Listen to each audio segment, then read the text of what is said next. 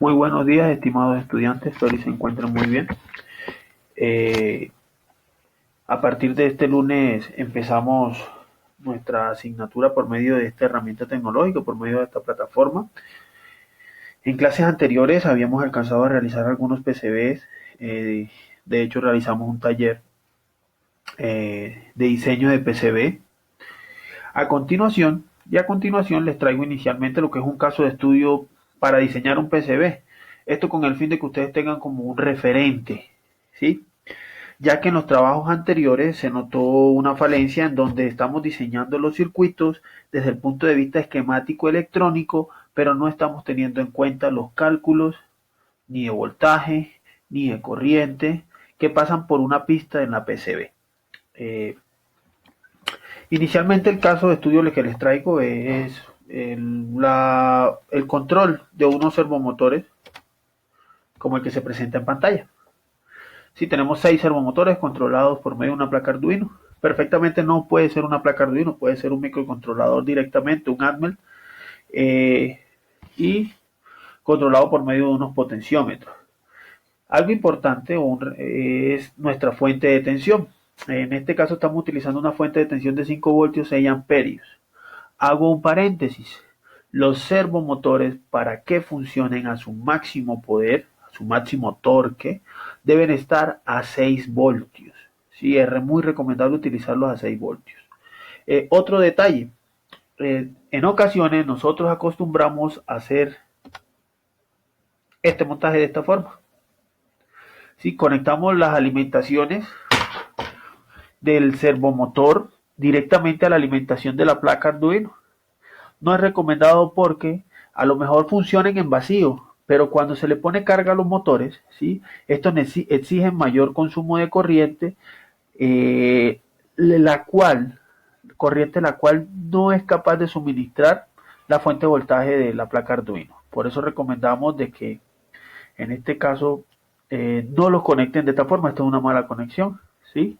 Sino que siempre tengan una fuente de alimentación externa, como lo podemos ver aquí. Aquí en este caso era una fuente de 5 voltios, pero nosotros podríamos utilizar fuentes de 12 voltios, ¿sí? Y para extraer la máxima potencia de esos servos, pues iríamos a colocarle a cada servomotor, en este caso un regulador de tensión, un LM7806, ¿sí? Con el fin de sacarle su máximo torque.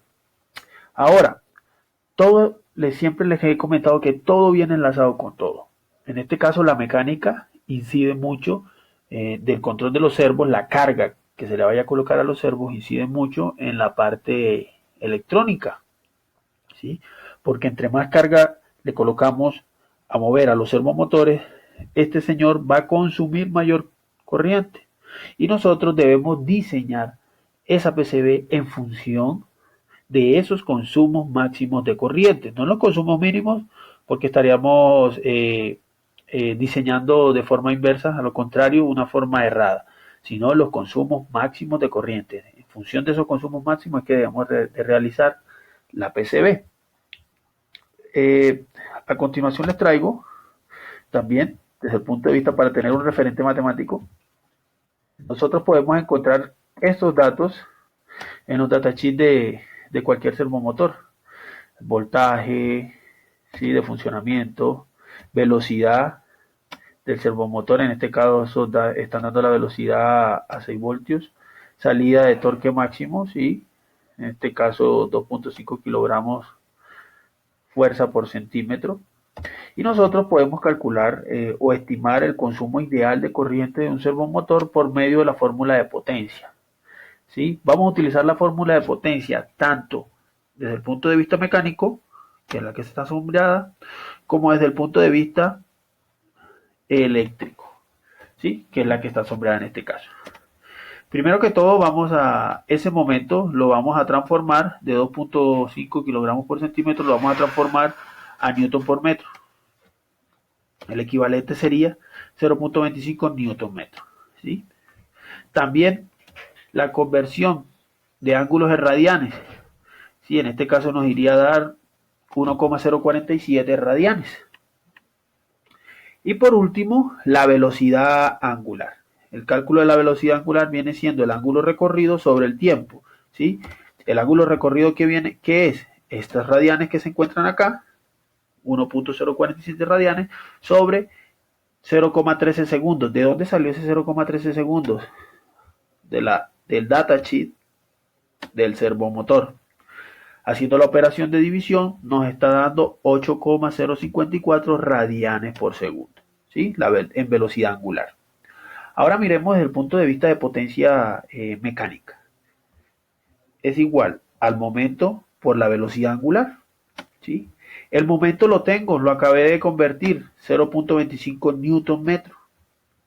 Y la velocidad angular la acabamos de hallar, que era 8,054 radianes por segundo, obteniendo 2,0135 vatios de potencia desde el punto de vista mecánico, ¿sí?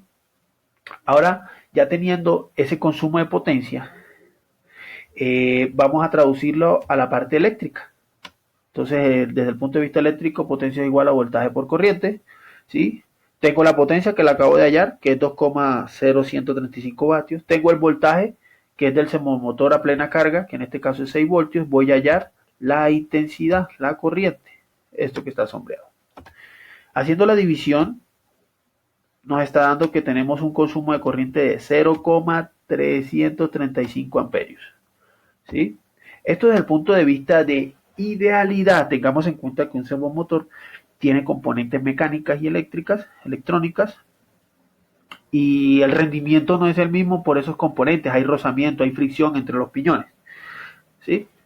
Entonces, haciendo un paréntesis, pues miremos que el resultado, si fueran dos servomotores, entonces el consumo de corriente sería 0,670 amperios, ¿sí? Pero hay que tener en cuenta que ese rendimiento fuera de un 40%. Entonces hay que sumarle a ese 0,67% amperios, habría que sumarle o tener en cuenta de que nuestro servomotor funciona a un rendimiento del 40%, no del 100%, no del 100%. Entonces habría que sumarle ese equivalente del rendimiento del 40% a esta cantidad, ¿sí? Eso desde el punto de vista matemático, nosotros entonces ya tenemos un referente de consumo, ¿sí? Y lo hemos hallado por medio del punto de vista matemático. Sin embargo, podríamos hacerlo también de forma práctica. ¿Qué vamos a hacer? Colocaríamos a plena carga, el servomotor.